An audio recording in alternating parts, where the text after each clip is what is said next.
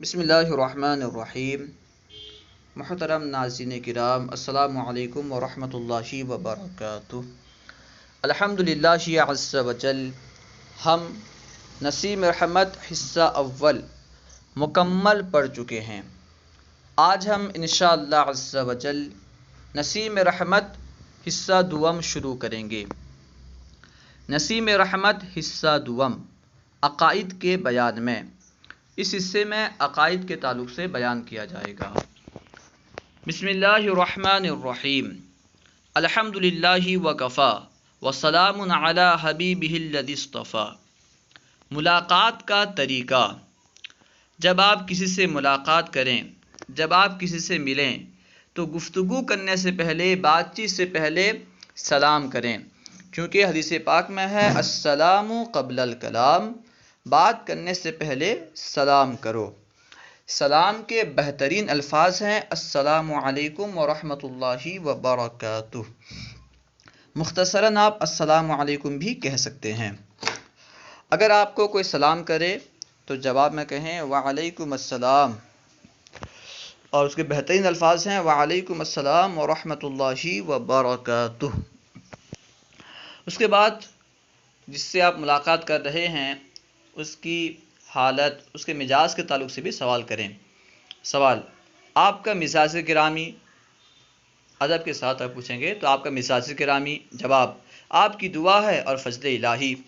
اگر آپ سے کوئی آپ کے مزاج کے تعلق سے سوال کرے تو جواب میں کہنا ہے آپ کی دعا ہے اور فضل الہی، اللہ کا فضل ہے، سب ٹھیک ہے، ٹھیک ہے، یعنی ہمیشہ جو ہے اللہ کا شکریہ ادا کرنا چاہیے۔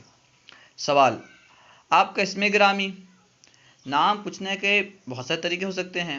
آپ کا نام کیا ہے، اپنا نام بتائیے، بہت سارے الفاظ ہو سکتے ہیں، اور یہ بھی ایک طریقہ، اچھا طریقہ یہاں بیان کیا گیا ہے آپ کا اسم گرامی، یعنی آپ کا اسم گرامی کیا ہے، ٹھیک ہے۔ سوال: آپ کا اسم گرامی؟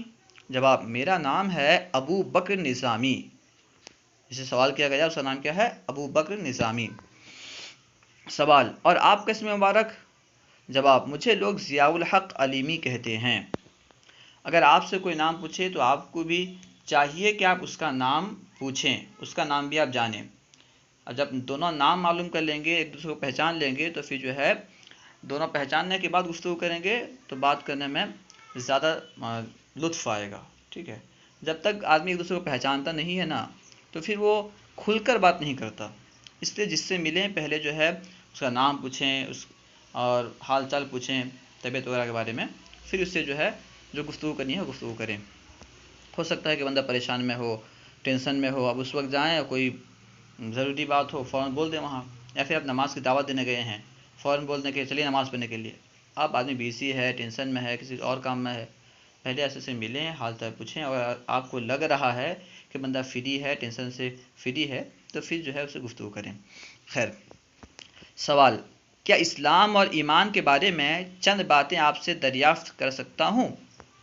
جواب: ضرور دریافت کریں، انشاءاللہ میں آپ کو اطمینان بخش جواب دینے کی کوشش کروں گا۔ اس سے ایک بات معلوم ہوئی کہ اگر آپ کسی سے کوئی سوال کرنا چاہتے ہیں پہلے اس کی اجازت لے لیں۔ کیا میں آپ سے کوئی سوال کر سکتا ہوں؟ چاہے عالم دین ہو یا مفتیان کرام ہو، اگر آپ آپس میں گفتگو کر رہے ہیں، وہاں گئے ہیں اور کچھ سوال کرنا چاہتے ہیں، پہلے پوچھ لیں کیا میں سوال کر سکتا ہوں؟ ہو سکتا ہے اس وقت بزی ہوں اور آپ سوال پہ لگے ہوئے ہیں، اب کسی کام میں جانا چاہتے ہیں، آپ سوال پہ سوال کر رہے ہیں، اس لیے جو ہے پہلے ان سے پوچھ لیں، اجازت لے لیں، کیا میں سوال کر سکتا ہوں؟ سوال: ایمان مقدم ہے یا عمل؟ یعنی پہلے ایمان ہے یا پہلے عمل ہے؟ جواب: ایمان مقدم ہے، ایمان پہلے ہے، اس کے بعد عمل ہے، ٹھیک ہے۔ اگر کوئی کسی بندے کا ایمان نہیں ہوگا، وہ لاکھ عمل کرے، اس کا عمل قابل قبول نہیں۔ مثال کے طور پر جو مشرک ہیں، اللہ کے ساتھ کسی دوسرے کو شریک کرتے ہیں، اس کے باوجود اگر وہ روزہ رکھیں، نماز پڑھیں، حج کریں، زکوٰۃ دیں، تو یہ سب اعمال جو ہے قبول ہونے والے نہیں ہیں، کیونکہ ایمان ہی نہیں، ٹھیک ہے، اور ایمان مقدم ہے۔ سوال: کوئی مثال دے کر سمجھائیے۔ ایمان مقدم ہے، کسی مثال سے سمجھائیے۔ جواب: جیسے دیوار اور چھت، یعنی جس طرح بغیر دیوار کے چھت نہیں قائم ہو سکتی، بغیر دیوار کے، بغیر پیلر کے، بغیر ستون کے، جس طرح چھت نہیں رہ سکتی، اسی طرح عمل بغیر ایمان کے معتبر نہیں ہوتا۔ بغیر ایمان کے آدمی جتنا چاہے عمل کرے، جتنا چاہے عبادت کرے، وہ قبول نہیں، اصل میں عبادت ہوگی ہی نہیں، ٹھیک ہے۔ اب سوال پیدا ہوتا ہے کہ ایمان کہتے کسے ہیں؟ سوال، ایمان کسے کہتے ہیں؟ جواب، زبان سے اقرار کرنے اور دل سے تصدیق کرنے کو ایمان کہتے ہیں۔ کس چیز کو زبان سے اقرار کریں، دل سے تصدیق کریں؟ یعنی ہر وہ چیز جو نبی پاک صلی اللہ علیہ وسلم نے بیان فرمایا۔ یوں سمجھے کہ ایمان کی آسان تعریف یہ ہے، نبی پاک صلی اللہ تعالیٰ علیہ وسلم پر دل اور زبان، نبی پاک کی بات پر دل سے، نبی پاک کی بات کو دل سے ماننا اور زبان سے اس کا اقرار کرنا، یہ ہے ایمان، ٹھیک ہے۔ اس میں اکثر کہا گیا کہ زبان سے اقرار کرنے اور دل سے تصدیق کرنے کو ایمان کہتے ہیں۔ کس چیز کے اقرار اور کس چیز کی تصدیق کو ایمان کہتے ہیں؟ دراصل نبی پاک کی جو بھی باتیں ہیں، یعنی نبی پاک صلی اللہ علیہ وسلم اپنے رب کے پاس سے جو کچھ لے کر آئے، ان سب کو حق جاننا اور دل سے ماننا، یہ ایمان کہلاتا ہے۔ سوال، مسلمانوں کو کتنی چیزوں پر ایمان لانا ضروری ہے؟ جواب، 7 چیزوں پر۔ ایمان مفصل میں 7 چیزیں بیان کی گئی ہیں، تو انہیں یہاں بیان کر رہے ہیں۔ سوال، وہ 7 چیزیں کیا ہیں؟ جواب، یہ ہے ایمان مفصل، امید ہے کہ یہ تمام مسلمانوں کو یاد ہوگا۔ آمنت باللہ وملائکتہ وکتبہ ورسولہ والیوم الآخر والقدر خیرہ وشرہ من اللہ تعالی والبعث بعد الموت۔ ترجمہ، ایمان لایا میں اللہ پر، سب سے پہلے اللہ پر ایمان لانا ضروری ہے۔ ایمان لایا میں اللہ پر اور اس کے فرشتوں پر بھی ایمان لانا ضروری ہے، اور اس کی کتابوں پر ایمان لانا ضروری، 3 ہو گیا، اور اس کے رسولوں پر ایمان لانا ضروری، 4، اور قیامت کے دن پر ایمان لانا ضروری، 5، اور اس بات پر کہ دنیا میں جو کچھ اچھا برا ہوتا ہے سب تقدیر سے ہوتا ہے، یعنی جو کچھ دنیا میں ہوتا ہے چاہے اچھا ہو یا برا، سب تقدیر سے ہوتا ہے، اس پر بھی ایمان لانا ضروری ہے، ٹھیک ہے، 6 ہو گیا، اور اس بات پر کہ مرنے کے بعد پھر زندہ ہونا ہے، ہمارا عقیدہ ہے کہ مرنے کے بعد پھر ہم زندہ ہوں گے، ٹھیک ہے، تو اس لیے ہمیں آخرت کی فکر کرنی چاہیے، قیامت کے بارے میں سوچنا چاہیے۔ سوال، اسلام کی بنیاد کتنی چیزوں پر ہے؟ جواب، اسلام کی بنیاد 5 چیزیں پر ہے، 5 چیزوں پر ہونا چاہیے، ٹھیک ہے، اسلام کی بنیاد 5 چیزوں پر ہے۔ سوال، وہ 5 چیزیں کیا کیا ہیں؟ جواب، اول، کلمہ طیب کا زبان سے اقرار کرنا، یعنی زبان سے کلمہ طیب کا اقرار کرنا اور دل سے تصدیق کرنا، دل سے ماننا۔ دوسرے، نماز پڑھنا۔ تیسرے، رمضان شریف کے روزے رکھنا۔ چوتھے، زکوٰۃ دینا۔ 5ویں، حج کرنا۔ یہ 5 جو ہے ارکان اسلام کہلاتے ہیں، ٹھیک ہے، ان 5 چیزوں کو ارکان اسلام کہتے ہیں، انہی کو جو ہے اسلام کی بنیادی باتیں کہتے ہیں۔ سوال، اگر کوئی شخص 5 چیزوں میں سے کسی ایک کا انکار کر دے تو کیا وہ مسلمان کہلائے گا؟ 5 چیزوں میں سے، ٹھیک ہے، کلمہ طیب اور نماز، رمضان کے روزے، زکوٰۃ، حج وغیرہ، ان میں سے اگر کسی ایک کا انکار کرے، سب کا انکار نہ کرے، کسی ایک کا انکار کرے، تو وہ مسلمان رہے گا یا نہیں رہے گا؟ جواب میں ساتھ فرما رہے ہیں، جواب، ہرگز نہیں، ایسے شخص کو کافر کہا جائے گا جو ان میں سے کسی ایک کا بھی انکار کرے گا، وہ مسلمان نہیں رہے گا، وہ کافر ہو جائے گا۔ سوال، کلمہ طیب کیا ہے؟ جواب، کلمہ طیب یہ ہے، لا الہ الا اللہ محمد رسول اللہ، یہ تو تمام مسلمانوں کو یاد ہے۔ ترجمہ، اللہ کے سوا کوئی عبادت کے لائق نہیں اور حضرت محمد مصطفیٰ صلی اللہ علیہ وسلم اللہ کے رسول ہیں۔ اب یہاں اللہ تعالیٰ کے تعلق سے عقیدے بیان کر رہے ہیں، آئیے اسے پڑھ لیتے ہیں۔ اللہ تعالیٰ کے بارے میں مسلمانوں کے عقیدے۔ نمبر 1، اللہ سب سے بڑا ہے۔ اللہ تعالیٰ کے بارے میں سب سے پہلا عقیدہ یہ رکھنا چاہیے کہ اللہ سب سے بڑا ہے۔ دنیا میں کوئی بندہ جتنا بڑا سے بڑا بادشاہ ہو، کسی بھی پوسٹ پر ہو، کسی بھی وحدے پر ہو، وہ اللہ سے بڑا نہیں ہے، ٹھیک ہے، اللہ سے بڑھ کر کوئی چیز نہیں ہے، اس لیے جو ہے اللہ پر بھروسہ رکھنا چاہیے، اللہ سب سے بڑا ہے۔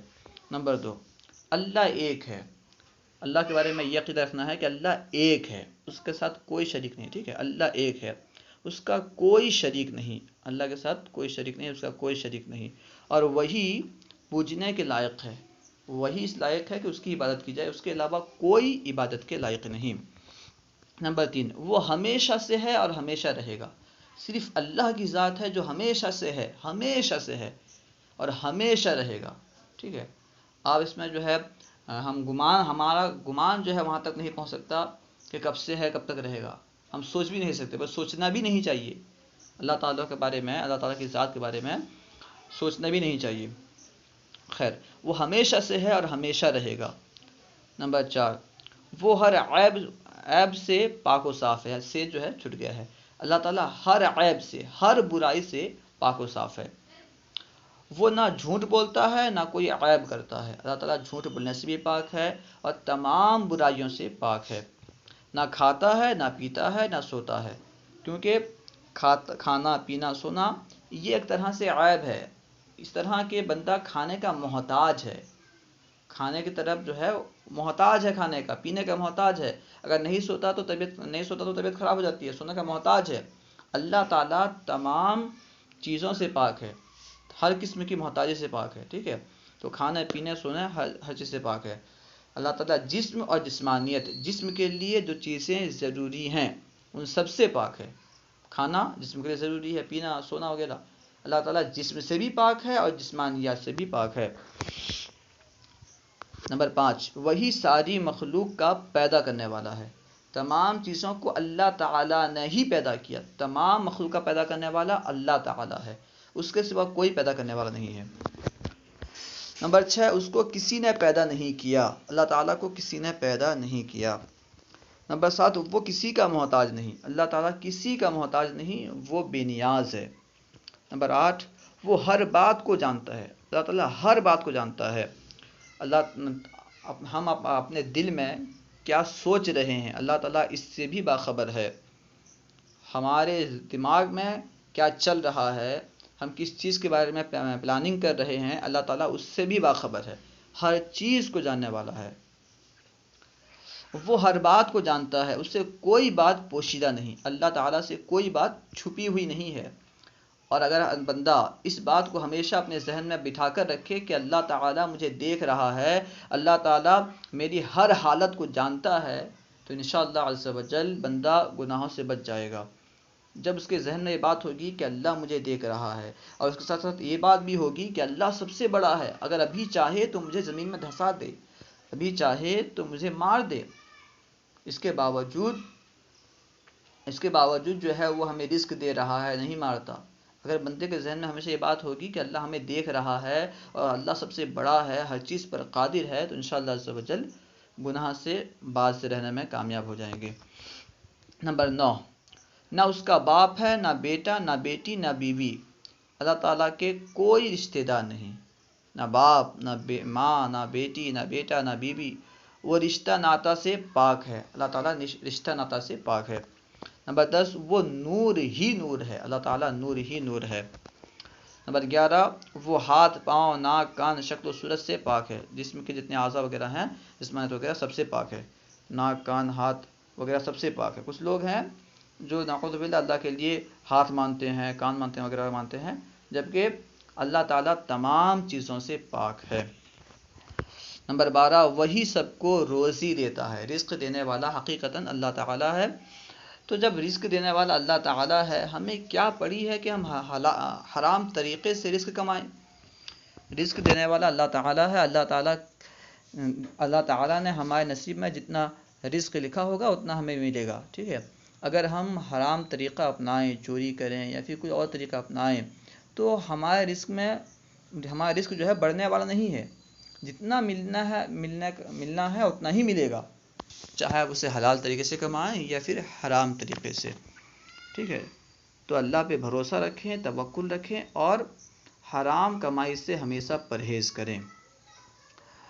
نمبر 13، موت و زندگی سب اسی کی قدرت میں ہے. اللہ تعالیٰ جس کو چاہتا ہے مارتا ہے، جس کو چاہتا ہے زندہ رکھتا ہے.